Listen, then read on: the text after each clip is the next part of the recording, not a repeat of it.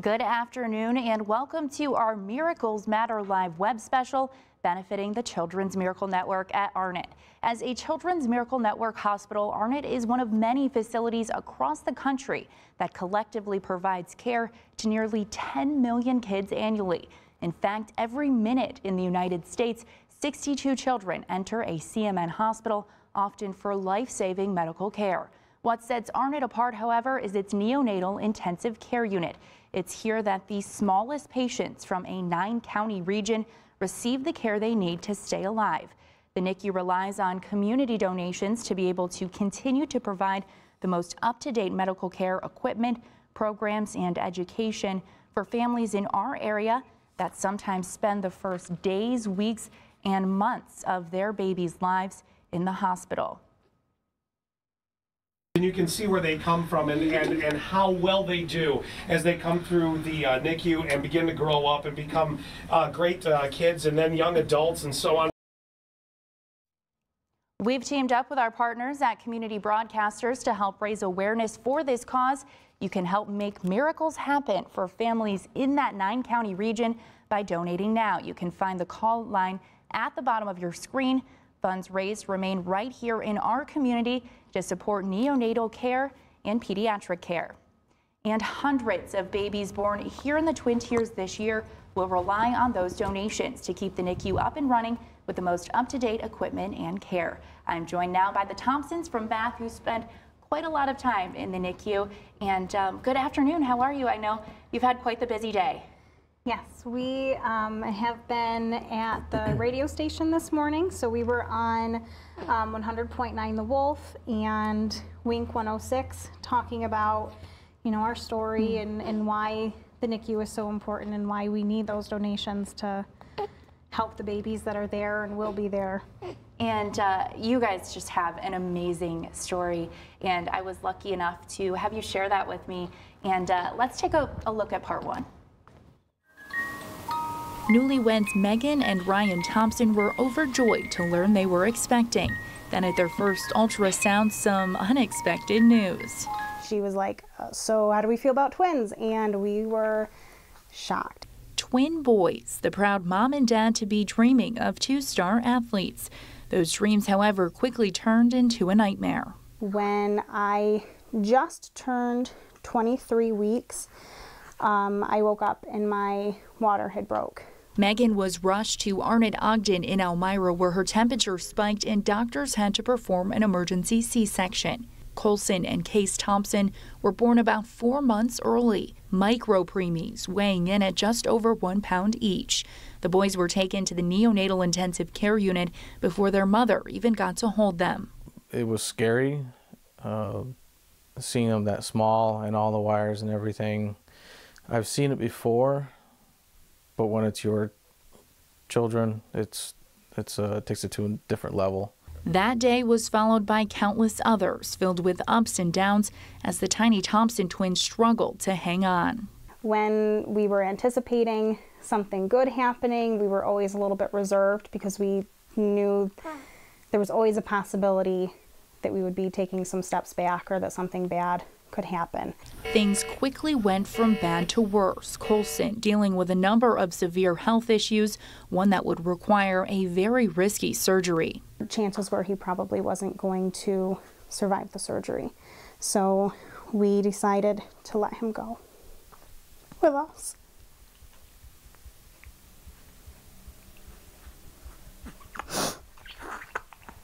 So after 11 days, Colson passed away. Case continued his fight, now with a guardian angel watching over him. He had chronic lung disease, which required oxygen on and off. He was on some very intensive vents.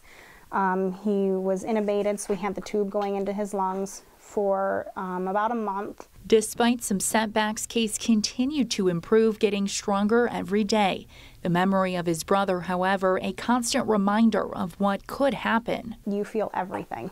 You feel jealousy, you feel guilt, you feel pride when they're doing amazing, you feel angry, you ask why a lot. In the end, being able to bring him home, it was all worth it. After nearly 4 months, the Thompsons were finally able to bring little Case home, but it was a bittersweet moment for the new family. We were overjoyed, but at the same time, we should have been bringing 2 babies home, and we weren't. And that was very painful for us. And that's something that we're going to have to deal with for a long time. But I feel comfortable with the decision that we made, and I know that Case has a very special guardian angel looking over him and taking care of him for us too. And you can see in that story right there some of that life-saving equipment that we're raising money for during the CMN Radiothon. That link again to donate at the bottom of your screen, so make sure you do that. And we've got Case here with us live this afternoon. How you doing, bud? He's not quite sure. He's not quite sure. He's been checking things out all day today. It's been quite a day. We had to get him up a little early this morning. It's nap time. He's been good. He's been hanging out. And it's so amazing to see those pictures from, you know, his very early days. He was so tiny, and he's getting pretty big now. Oh yeah, he at his last doctor's appointment, I think he was 13 pounds, 3 ounces, and So- 23.5 inches long, but that was 3 weeks ago, so I would have to imagine he's getting closer to the 14-pound mark. Great. Yeah, That's awesome. He's growing really well, so we're really happy. He's Great. doing good. All right. Well, in this next piece of your story, we dive a little bit deeper into life in the NICU, and we took you back there, which I know was a little emotional for you, right? What were you feeling when you walked back through those doors? I mean, when we walk back in there, it just kind of takes you back to the early days when we had the boys and they, you know, we didn't really know what the future held. And then, you know, we remember the milestones that we hit, and we remember the nurses that we spent so much time with and the doctors who were so amazing to us. So it brings it back a lot, good and bad. All right. Well, let's take a look at part 2. We were supposed to be taking 2 babies home, and walking out the door with only one was probably one of the hardest things that we've had to do. After 4 months of waiting and praying, the Thompsons are finally back home with a happy, smiling baby boy. But things weren't always so easy. The sights and sounds of the NICU bringing Megan right back to the day they lost their other twin. We dreamed of having 2 healthy boys and getting to hold them right away and see their faces, and we didn't even get to see what they looked like. I didn't know that they had my nose or Ryan's dimpled chin.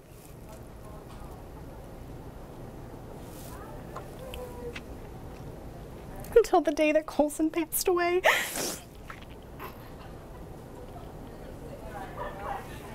And they were finally able to take his mask off. Megan recalls spending her baby's first days looking at them through glass as the breathing machines they were hooked up to shook their tiny bodies. They're hooked up to all this stuff, and there's not really a lot that you can do for them. You have to sit back and kind of watch the nurses take care of your babies and, you know, fight to keep them alive. And it's not something that you can get over very easily. The time the Thompsons spent in the NICU was so traumatic, it still takes a toll on the family 5 months later. There were days when I would have flashbacks. Something small would just trigger me, and it would take me back here, and I would break down. Sometimes just riding in the car would bring me back to the night that we had to rush here for Colson. I wish that there was more emotional and mental support for moms and dads who have to go through the NICU, because it's not easy for anyone in the family. The ups and downs, a roller coaster of emotions. Just when things started looking up, the family would find themselves taking 2 steps back. There were so many days that, you know, you'd come in ready to have a good day and you'd end up breaking down. There was a lot of days where I don't know if we would have made it through without the support of the nurses. The Thompsons say the staff here in the NICU has become more like a family to them, keeping in touch even 6 months after they've been out, continuing to be a resource as the family transitions from within the NICU to the outside. I hope that by sharing this, we can help the babies that are here now, raise awareness, get people to appreciate what we have here in our community with our NICU at Arnot, and just be so grateful for the nurses and the fact that we have this place that allowed us to bring Case home. And one of the things that I learned about your story through listening to Scott and Allie yesterday on the radio that I didn't realize before, having a bit of a meltdown, he's not super happy. He's missing lunch, I think that's why he's got a good timing. Yeah. So one of the things that I had learned was that the night that Colson passed, shortly thereafter, you were able to hold him for the very first time. What was that like? Yeah. The day that we had lost Colson was the first day.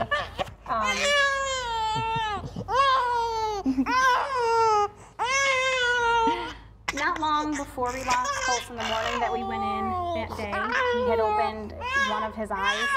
And so we were like on a high because we could see his eyes. It was something new. It was a new milestone. And then then when we lost him, it shows you those highs and those lows that we have to deal with. After we lost Colson that day, when we went back in to see him for the first time, back in to see Case, the nurses were like, "We wanted to surprise you," and we looked in and his eyes were open. Aww. So it's almost as if he was kind of waiting and letting us have our time with Colson, and then he was like, "All right, I'm ready. Yeah. It's my turn." Wow. That twin instinct. I think so, yeah. Well, Case having his own ups and downs right now. He's not super happy with us, but let's see part 3. You worry if they are breathing. You worry if something is going on that you can't see because there aren't monitors to tell you that they're okay. There aren't nurses there to rush to their aid if something is to happen. 4 months after giving birth, Megan Thompson was finally able to take her baby home from the neonatal intensive care unit. And while nothing could compare to what the family experienced during their time there, Megan says making the adjustment from the NICU to home came with its own struggles. We can't have him around a lot of other people. We have to keep him kind of in a bubble just because he doesn't have the immune system he should. Because of his lung condition, we just have to be really careful because if he gets sick, it could be really bad. There's also concerns for little Case's future. When babies are born as small as he was, they often continue to deal with health issues down the road. Developmental delays, chronic lung disease, and vision issues are common. I worry about his eyes. I worry about his lungs. Is he going to be able to play sports? Is he going to grow the way that he should? Is he going to be able to learn the way that he should because he was so early? Today, though, the Thompsons aren't worrying about the future. Instead, they're celebrating a milestone. Today is his 6-month birthday. It's made me think a lot about how far we've come and where we started. Coming into the doctor's office today was a good thing. Getting his shot, but also we got to find out that he's 11 pounds, which means he has come so far since his 1-pound days. Baby Case not exactly thrilled about having to spend his morning getting shots, but the weekly doctor's visits have become a part of the Thompsons' life. We have to come back for shots. We come back really to make sure that he's gaining weight, just to make sure that he's healthy. So we know that moving forward, it's going to be something that we're going to be living with for a while. And while they hope to spend less and less time at the doctor's office, there's one part of the hospital the Thompsons say they'll always have a special connection to. I knew people who had experiences in the NICU, but you don't understand it until you're there. And once we were there and we started talking about it, we realized just how many people the NICU touches. The Thompsons visit the NICU often, thanking the nurses who helped keep their son alive and donating to the place that made it possible to bring their little guy home. You don't want to take any time for granted that you have with him. Enjoy every day. And even now, the times when he frustrates you, as normal babies do, you just remind yourself of, how things were just a few months back, and it puts it all into perspective. And while Case continues to grow and get stronger every day, the Thompsons can't help but think of their baby who wasn't able to come home. Colson James, a constant reminder of just how much the family has been through. We remember him every day, we talk about him, he will know about him, and it helps us to be able to talk about everything and keep his memory alive. And I was there that day that we had that video of the nurses kind of crowding around Case and passing him around. And I know that during your time there, you were there for almost 4 months, right? Mm-hmm. So you inevitably got very close to some of the nurses. Talk about some of those friendships that you've hung on to even now. Definitely. It's amazing getting to go back and get to see the nurses, because it feels really good getting to see them so excited to see Case and just loving on him like they did every day that he was there. Even the doctors too. Mm-hmm. Yeah, everybody there. I mean, everybody who's involved with the NICU, they really get connected with the babies, and so it's great for us to see that. And we had nurses that had Case and had Colson in the beginning, and were kind of with us the entire way through, and we still check in with them and keep them updated and talk to them pretty often. So it's true that they become like family, and we have some close friends now that we've met through there. So. Yeah. And Ryan, I know it was tough for you when you had to go back to work eventually. And did you feel like you were leaving Megan and your very new sons in good hands? Oh, definitely. I mean, you still want to be there. Going back to work was actually kind of therapeutic for me, so it wasn't all bad. But leaving them, or going in the morning and then having to leave because I worked in the evening, and then I had to walk out of there, and leaving Megan and Case behind was tough every day. But sure, yeah. I knew that he'd be there to see me the next morning. So. All right. Well, we actually caught up with one of your nurses, Nurse Christy, and she has a pretty amazing story too. She actually had triplets that ended up in the NICU, and she wasn't even a nurse yet. It inspired her to become one. Here's her story. I have triplets who were born at 29 weeks. They are 9 now. They were in here for about 2 months. So when my kids were in here, I had nothing to do with nursing at that time. I decided I wanted to go back to school and be a nurse in the NICU. The nurses here were so helpful to us, and they were always available. I just wanted to help people like they helped us. It's one of the greatest jobs ever. Like, who can come to work and cuddle babies? It's not all just cuddling babies. It's definitely, you have hard days, and then you have all the great days, like seeing Case come back and seeing how well the babies are doing now. That's what gets you through. It's like a family here. Everyone, even when you leave, you still are close to the nurses, and they're always there for you if you need anything. Like Case, I talk to them, his parents, all the time. So just little updates on how he's doing. Our unit is one of the only units in this area. We take babies from Corning, Robert Packer, Coudersport. You probably know someone that has been affected by the NICU, and that the NICU's help their infant. And it's because of that very large area that the NICU caters to that we need those donations. Again, that number to call is at the bottom of your screen. There's lots of volunteers standing by over at Arnot to take those calls and take those donations that are so needed. Part of what we're doing also is raising awareness with this radiothon. And Megan, that's one thing that you've shared with me that is really one of your goals, is to help other families going through similar situations. And talk about why that's so important to you. I mean, when we went into the NICU, it was something that we were not expecting. I mean, we knew that we might go early when we found out that we had twins, but it just wasn't something that you think is going to happen to you. So when we ended up there and we had to let Colson go, I remember a lot of the nurses coming up and talking to me and saying, you can use this for something. You know, this happened to you. You can use this to help somebody else who's also going through it. And that really stuck with me. And I kind of do these things in Colson's memory because, you know, I will always want to share about him and make his memory known.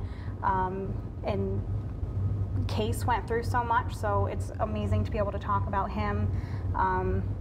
But for the families who are going through it, to help them, you know, not feel so alone, and to be able to raise money through the CMN Radiothon is amazing, because we're getting money for equipment that Case needed, or that can help a baby who's going to be there soon. So being able to do things like this and to talk about it is something that we're really happy to be doing.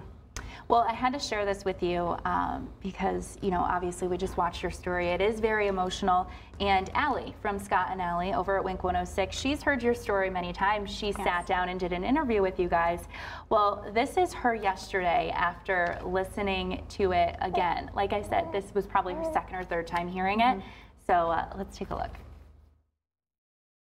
I legitimately don't know how anyone could keep sanity through that, through a night like that. You know, well, and like she said, like Case was very independent. So she said whenever her and I were talking beforehand, that Case was so independent that he didn't necessarily want to be touched a lot, and that was like his way of letting them be with Colson, knowing that they had to make the most difficult decision of their life by saying goodbye to Colson. The other thing about this was they never even saw Colson's face until the day he passed, and they took everything off. And one of the other things too is, and hopefully she's okay with me saying this, so the sorry, so one of the things about it is the NICU had said to them, because they've been through situations like this before, they said, you know, take some pictures. And at first they said they didn't want to take any pictures. Like, what a sad day, what a terrible time. But then now they're so grateful that they did, that they have at least those few pictures of his face. And part of what this money that we're raising goes to is the bereavement supplies and things like that. We were talking with some of the folks over at Arnot about the cast and things like that you have from Colson that you're able to remember him by. Why do you think that's so important as part of the healing process? They just did so much for us the night that we lost Colson. Things like having the molds of his hands and his feet. It's painful to look at them, but at the same time, it's like he was here with us, and to see just how tiny he was, and really how tiny Case was, because Case was smaller than that. It's going to mean a lot to always have that, and to be able to show that to Case when he gets older, and be able to tell the story of his brother. Just the amazing things that they did for us. Like they brought in a mirror so that I could see Colson as I was holding him that night. They had us take the pictures, like I said. They printed some off for us. They got us a large envelope with, you know, all the things that Colson had used, like his little blood pressure cuff, and we have a copy of his heartbeat. So things like that. It's just, you can't really put it into words how much that means to us, but it's something that we're always going to have to be able to look back on and to share with Case. And again, those supplies that we're talking about here are funded through CMN, so make sure you donate. That number, again, is at the bottom of your screen. And I have to take a minute to give a shout out to Scott and Allie. You just saw Allie there a little bit ago. They've been on the air since very early this morning. They did it all day yesterday. Again, encouraging people to donate to the Children's Miracle Network at Arnot to give to this amazing cause. Allie's been doing this for about 13 years. She talks now about why it means so much to her. I get to meet all these amazing moms and dads who they will do anything for their kid. And just to see that love and that passion is what makes me love this so much. And the other fact is that there's these babies and they can't fight for their own life. Somebody has to help them. So I'm willing to do it. I'm willing to say, hey, we have to do something. We have to step in. There's something to be said about being that warrior and being that, that vessel for helping out a child who can't help themselves. Scott, I know, has been doing this for a long time also. He's even fighting through a cold this week to be on the air pretty much around the clock, so I wasn't able to catch up with him as much, but he is there taking those donations. Again, that number is at the bottom of your screen. The online donation link and text line can also be found right here on mytwintiers.com. We're going to continue this live webcast with more live guests after this short break. Keep it here. Every minute in the United States, 62 children enter a Children's Miracle Network hospital like Arnot, Ogden to receive life-saving treatment. WETM-TV is teaming up with our partners at Community Broadcasters to help raise funds and awareness for the miracles happening here at Arnot, Ogden every day. So join us March 6th and 7th for the annual Radiothon to hear more from local families impacted and learn how you can make a difference.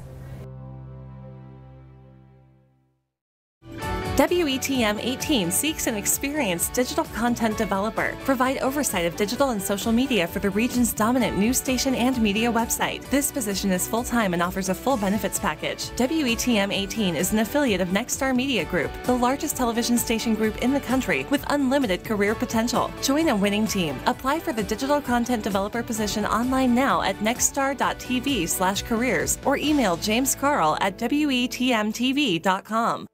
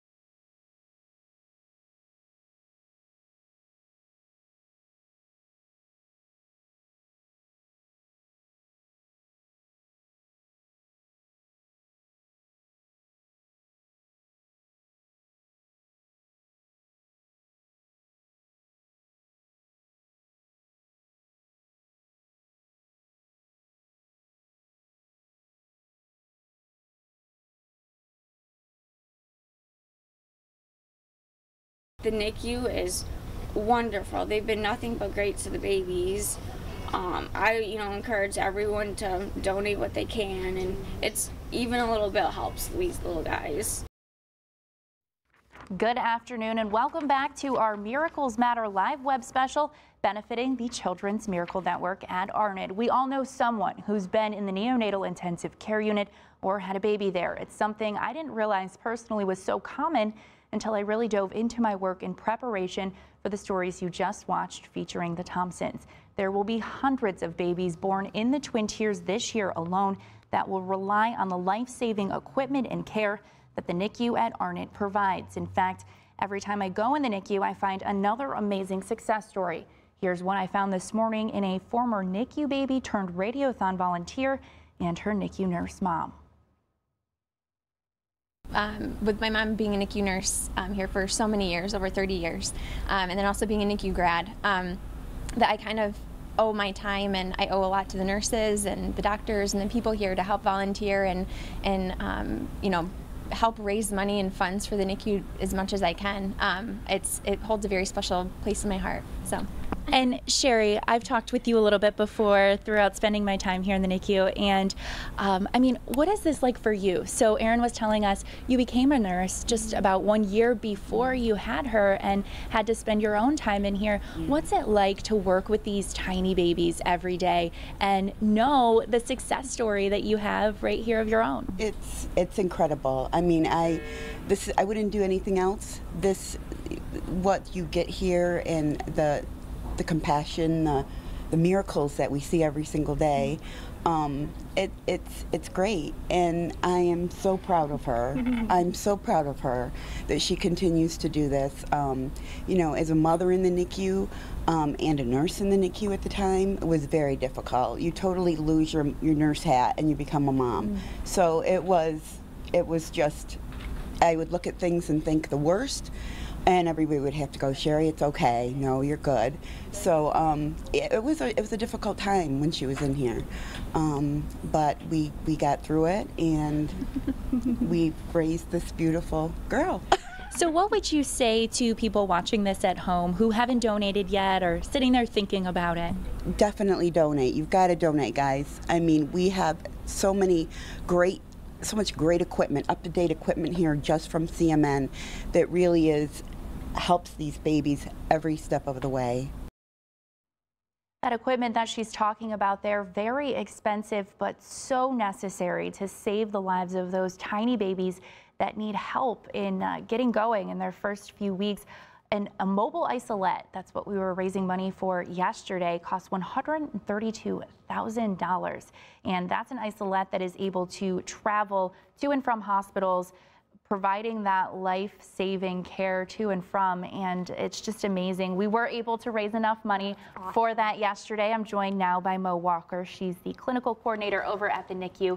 So how has the Radiothon been going so far? I know you've been running around like crazy, but we thank you so much for everything you're doing. Thank you. Incredible. The volunteers, the phone calls. We put out a message that we need 40 donators, and we have 40 donators within the hour. It's incredible. That transport isolette that she's talking about is actually a NICU on wheels. So we are a regional transport center, and we can go from hospital to hospital and pick up babies that are critically ill or born too early or just sick. Sometimes just newborns are sick and can't stay at the hospital they're at. They need to come to a NICU. We can do everything in that transport isolette on wheels in the back of an ambulance that we can actually do in the NICU. So it's very crucial for a piece of equipment like that to be able to get a baby here safely and alive and be able to do what we need to do for them. Yeah. So. And while we're reaching those amazing goals through this Radiothon, there's still so much more that needs to be done. Talk about some of the things that are still needed inside the unit. So we need more ventilators, and that is a life-saving device. It's a breathing machine for babies that can't breathe on their own. And up to date, some of the ventilators that we have are older than you, I dare say. So truly, there's such new technology out there. One of the things that we've been raising money for is called an AccuVein. And that is a piece of equipment that can actually visualize the veins inside of a child's body. Wow. So we've been raising money to try and get 3 of those devices, one for the emergency room where children come in, into the NICU where the vessels are so small in the pediatric department, because sometimes those bigger kids are just as difficult to get as the little ones. So it's really a really cool piece of equipment. So. Great. And again, that number to donate is at the bottom of your screen, so make sure you do that. Lots of volunteers standing by at Arnot ready to take those calls, get those donations in for more of that equipment that Mo talks about. And Mo, you work there every day. You see it all. I'm sure you've got some amazing success stories. Talk about some of those. Amazing. We see miracles every day in the NICU. It's incredible. The NICU is one of those hidden jewels that unless you have a child that's been in the NICU or you know somebody that has, you really don't know what a NICU is or that there's even one here. I've been a nurse for 36 years, and until I came to the Arnot, I really didn't know anything about a NICU. I started working there, I fell in love with the place, and those little 1-pound babies, 23 weekers that you know, 10 years ago wouldn't have survived are now surviving and thriving. It's wonderful. Wow. My children lovingly, my own children lovingly refer to those babies as the Gatorade babies, because the first time that I saw a telethon about a NICU baby, it was one of my babies, and he was 4 years old. Not my own child, but a child I had taken care of was 4 years old. And I'm sitting in my living room crying, and my children are all concerned because I'm crying. And I said, these are good tears, because this little child who's doing so well was 20 ounces. And my son goes out to the kitchen, he says, Mom, this Gatorade is 20 ounces. Can't be true. And it's absolutely true. Wow, that's amazing. That's a really good story. And like I mentioned at the top of this block, every time I go in the NICU, I find more of those success stories, and it's just amazing. Here's a few more. What better investment than to invest in a life? The equipment we have has changed a lot over the last several years, even over the last couple of years. It's very expensive equipment. We try to stay up to date and get the newest technologies to take care of these babies. The nurses did a wonderful job of explaining what every single wire meant, what every monitorment, they did a great job of telling us that, and it made it much less scary. It's still, it's scary to see your baby in an isolate, and it's not what you imagine the first time you see your baby, but we're getting through. She's growing a lot. She's making big changes. She went from an isolate to an open crib, and she used to have breathing tubes, and now she doesn't, and so she's grown so much in the past, you know, month and I guess almost 6 weeks, that we're just focusing on hopefully what she can do in the next 6 weeks. So it's scary, but we know she's a strong little girl. You don't realize how fragile they were until you look back, and then you see those pictures and it's like, oh my gosh, he really was so tiny, and he really was in such rough shape, and he made it through, and you'd never know. So it's a nice reminder to see where we've come from. Huh. We use all of your contributions to buy important equipment that helps us do our jobs better, and we really couldn't do it without it, and so we really appreciate everything. Mo, I'm sure some of those women look familiar to you. They sure do. You work with them every day. I have a wonderful team. Yes, they're great. Great group of women. Team. And we were just talking a little bit, you know, we've been mentioning the NICU so much throughout the Radiothon because you have those tiny babies that your heart just aches for. But it's important to mention also that this money goes towards the pediatrics unit also. So talk a little bit about that. Absolutely. So in our neighborhood, we are unique in that we have the only true pediatric department around for all of the neighboring hospitals. It is actually a dedicated pediatric unit. It's bright colors, it's beautiful, it's child friendly, has a playroom. We do inpatient, outpatient surgeries, and sick kids, you know, short stay kids.